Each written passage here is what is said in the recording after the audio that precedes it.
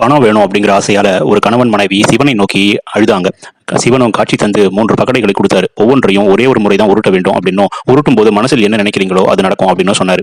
மனைவி கணவன் கிட்ட நமக்கு நிறைய பணம் வேணும் அப்படின்னு நினைச்சு பகடையை உருட்டுங்க அப்படின்னு சொன்னான். கணவன் அவகிட்ட, அடியே நம்ம 2 பேருக்குமே மூக்கு சரியில்லை, ஊரார் நம்மள ஊசி மூக்கு அப்படின்னு பட்ட பெயரை வச்சு கேலி செய்யறாங்க. எனவே நம்ம மூக்கு அழகாகும்படி சொல்லி முதல்ல பகடையை உருட்டுவோம், அடுத்து காயை பணத்துக்கு வைத்துக் கொள்ளலாம் அப்படின்னு சொன்னாரு. அவளும் சம்மதிச்சா. காயை உருட்டும் போது எங்களுக்கு நல்ல மூக்குகள் வேணும் அப்படின்னு 2 பேரும் சொல்லி உருட்டினாங்க.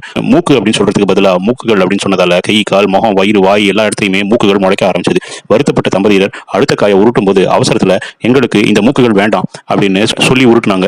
இப்போது நிஜ மூக்குகள் உட்பட எல்லா மூக்குகளுமே காணாம போயிடுச்சு. மூச்சு விட கூட திணறிய அவர்கள், சிவபெருமானே எங்களுக்கு உயிர் பிச்சை கொடு, முன்பிருந்தது போல ஆக்கிவிடு அப்படின்னு 3வது காயையும் உருட்டினாங்க. இப்போது நிலைமை திரும்பவும் சரியாச்சு. இப்போது எல்லா பகடையும் தீர்ந்தும் போச்சு. அவர்கள் நினைத்தபடி பணக்காரர்கள் ஆகவும் முடியாமலேயே போயிடுச்சு. ஒருத்தரோட மனசுல தெளிவு இல்லை அப்படின்னா கடவுளே வந்து உதவி செய்யணும் அப்படின்னு வந்தாலும் உங்களுக்கு எந்த பிரயோஜனமும் இல்லாமலேயே போயிடும்.